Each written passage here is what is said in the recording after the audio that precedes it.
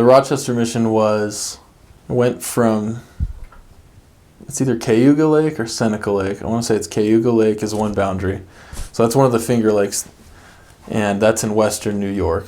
I always say upstate New York, but really western New York is a better way to describe the boundaries. And that takes you all the way to Canada on the north. Niagara Falls was included in that mission. Lake Ontario is a boundary. It doesn't include any other states. I remember they said it was one of the smallest geographic missions in the church. I can't remember which one. There was a few that are smaller. Like I know there's one in LA that's smaller, and Temple Square is obviously smaller.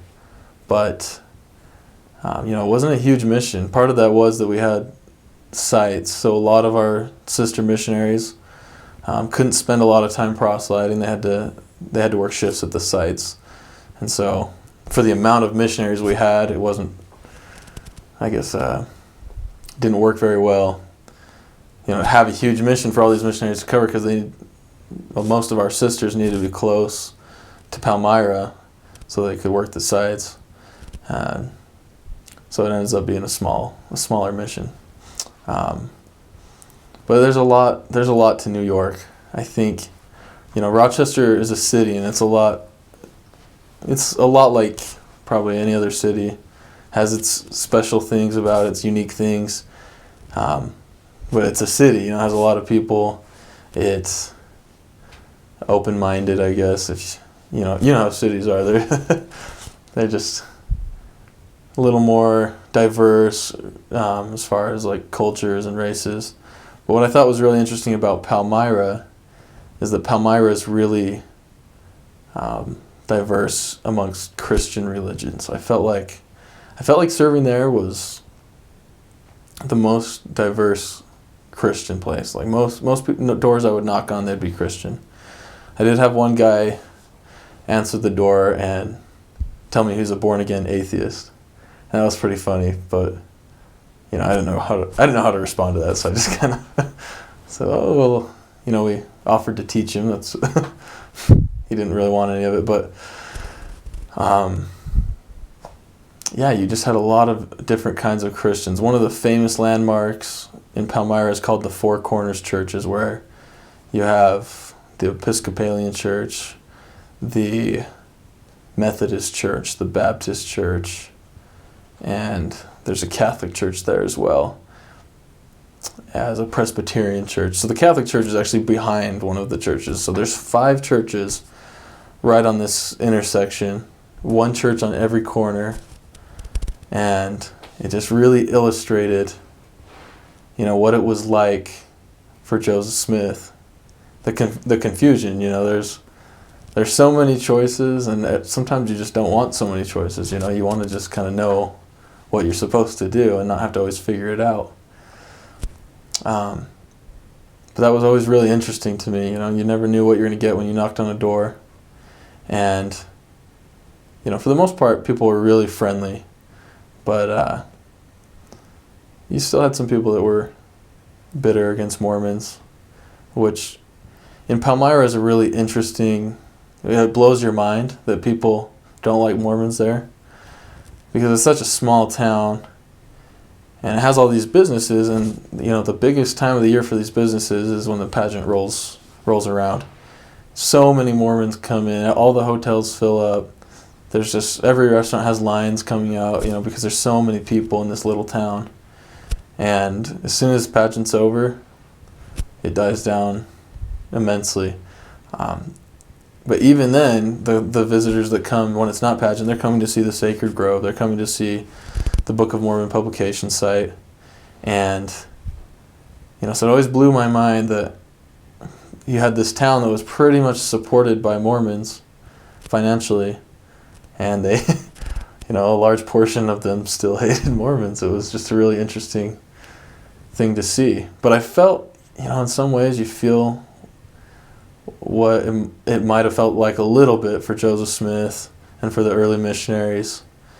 No one was ever threatening my life, but to just know that people rejected them. In that part of the country they were rejected, and I got to feel what it was like to be rejected.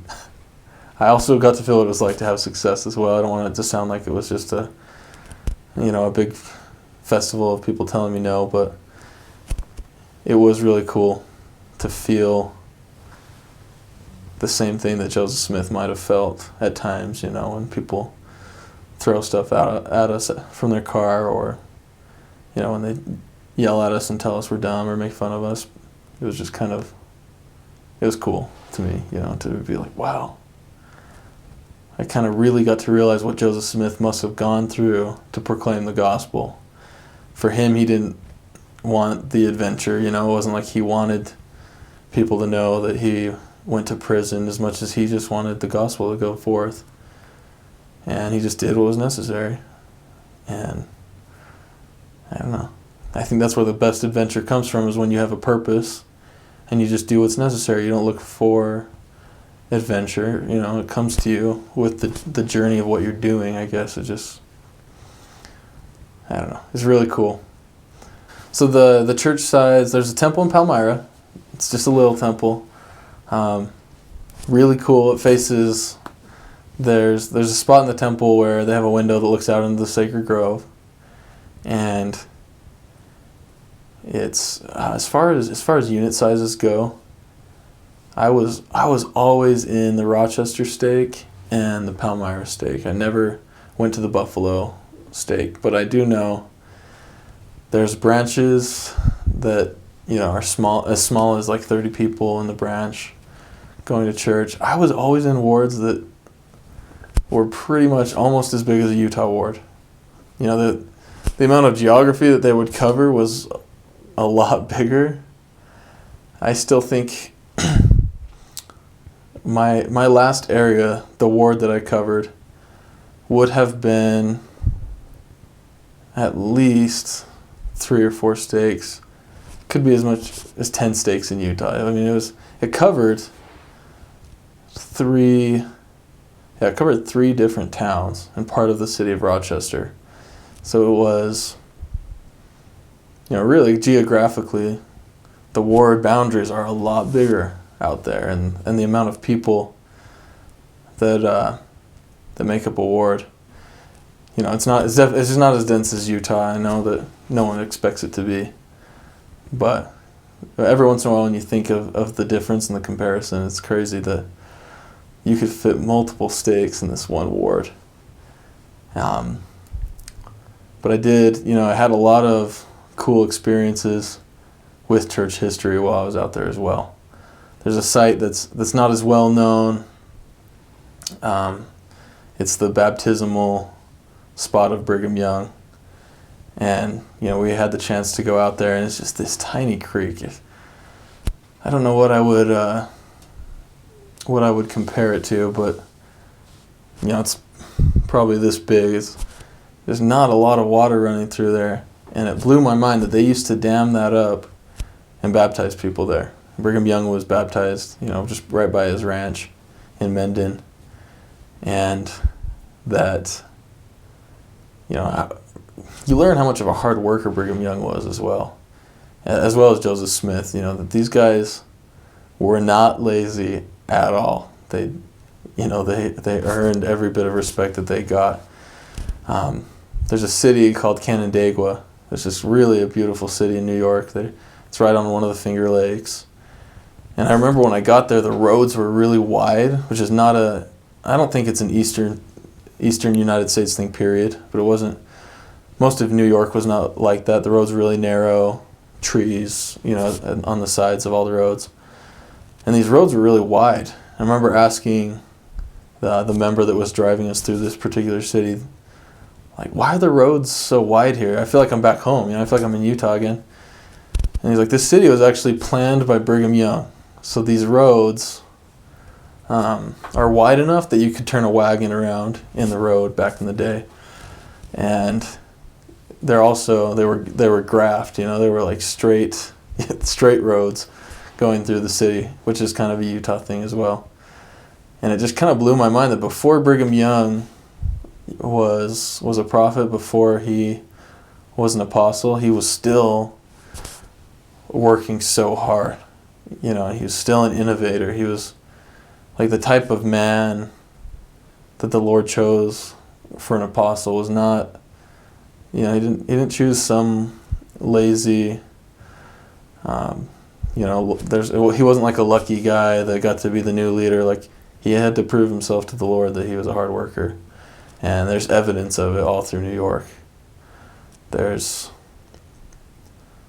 just a lot of interesting things like that. There's the Martin Harris home there, and it's not that big of a house, but I remember them telling me that this was, like a mansion back in the day. It was a cobblestone house, really a beautiful home. And, there's sites that people just don't really see that often. It's weird that you have these sites right there, but the Sacred Grove is kind of so big that the people pass up the Brigham Young baptismal site and they pass up the Martin Harris home. But it really is cool being there and feeling, what I guess the birthplace of the church, what it feels like and what it must have been like for the early members of the church. The green, really green, hot and humid summers, but beautiful fall.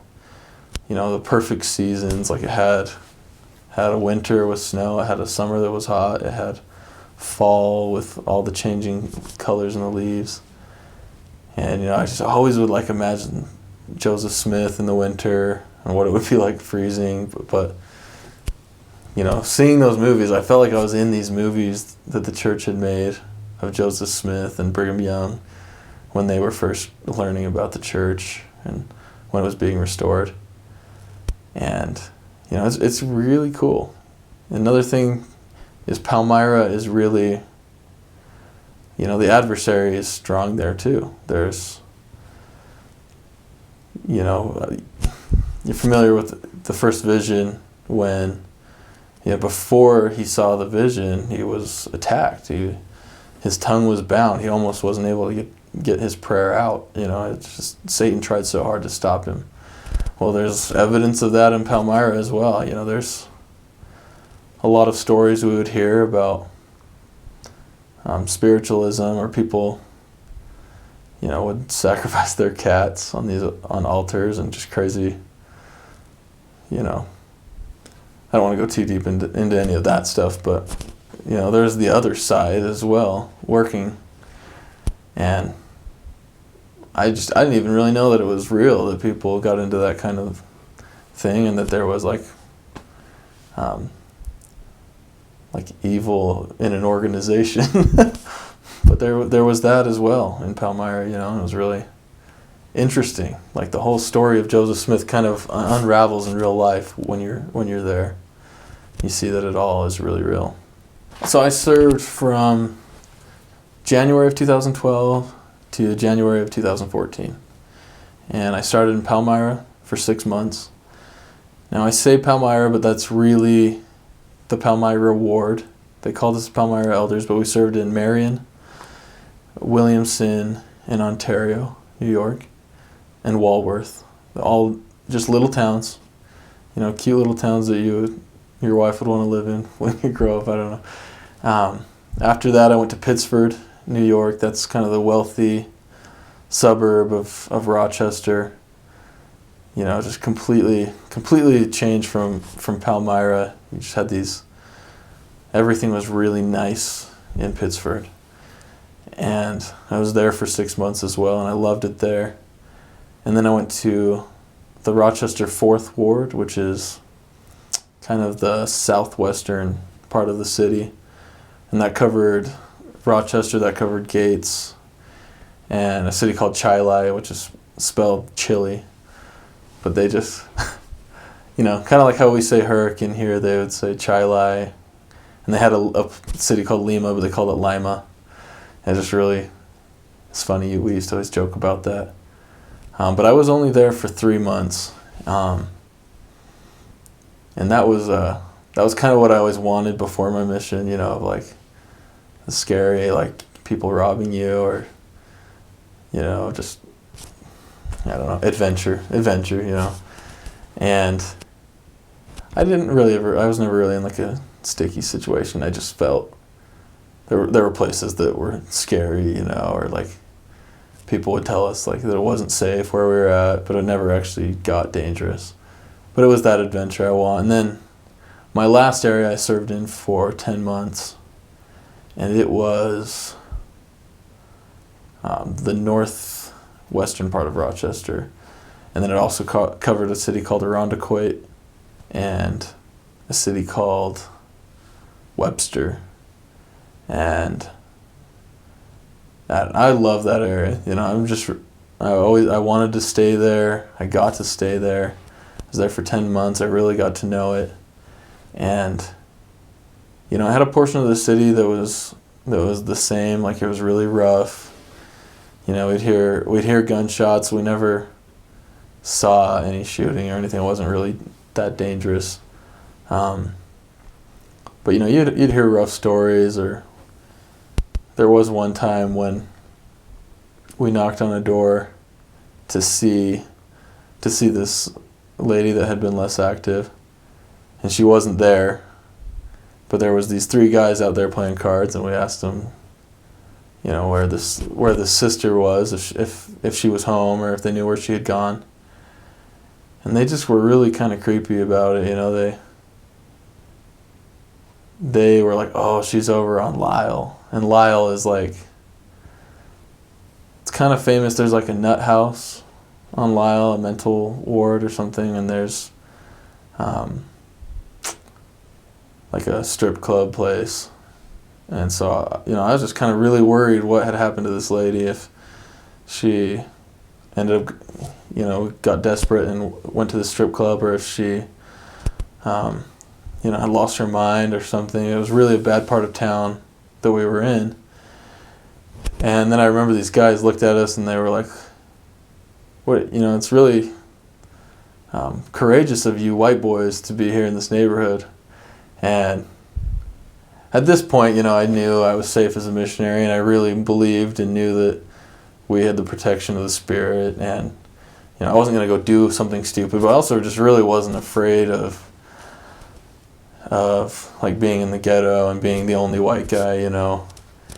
And they told us like, hey, if the guy upstairs sees you, he'll kill you because you're white. And, you know, that was like the first time that anyone had ever threatened us, like with serious harm. And it was kind of, you know, the adventure. I was like, sweet, you know, we've been threatened. But I just remember telling the guy like that wouldn't be good for him. You know, we're representatives of Jesus Christ, and that would not be good for him if he did that.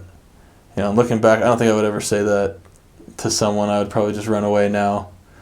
But it was really cool feeling safe and feeling the strength of the Spirit and knowing that you walked with power as a missionary, and, you know, being able to just tell people like, no, you know, I'm not worried that you say that guy upstairs is going to kill me, because I know that he can't. Like, I know that would be worse for him. And, you know, and I remember there was people out drinking one time. And, you know, drunk people can be hard on you if you're a missionary. You know, you just don't know what they're going to do. They can be friendly, they can be mean. And the one guy was like, are you going to come tell me to stop drinking? I was like, yeah, I am. I was like, put that down, you know, like, stop drinking. That's not good for you. And now I'd probably just be like, you can do what you want, you know. But as a missionary, I loved that feeling of, you know, I knew what was true. And I wasn't afraid to admit it. I wasn't afraid. I knew that God was with me, and I still believe that the missionaries walk with the Spirit, and they can do amazing things. And they can, with full faith, tell people the truth. You know, they don't ever have to run from anything or slouch on their values. They can just tell it how it is, and the Lord will protect them. And, you know, there's bad things that happen to missionaries. They're not, you know, you're not completely safe. You know, if you do something stupid, you can get hurt, or you can be unlucky. You know, but I think that the Lord has a plan for that as well. And I don't know. Until you do it, you just don't know the experience. You know, until you're a missionary and you know what it's like to walk with the Spirit and the safety that name tag gives you, that bearing Jesus Christ's name gives you. It's just a unique experience. And on the same side, I'll say shame just because it's in the scriptures. Doesn't actually give you shame. But there's a scripture that talks about, how lucky we are to be counted to suffer shame for the name of Jesus Christ. And you do that as well, You don't get to dress in what you think is cool clothes. You wear missionary attire. You wear the suit and the tie. You don't get to listen to the music that you think is cool. You listen to what's approved. And if people are mean to you, you have to be humble about it. You have to just take the shame, so to speak. And you love that too, though. You just love being,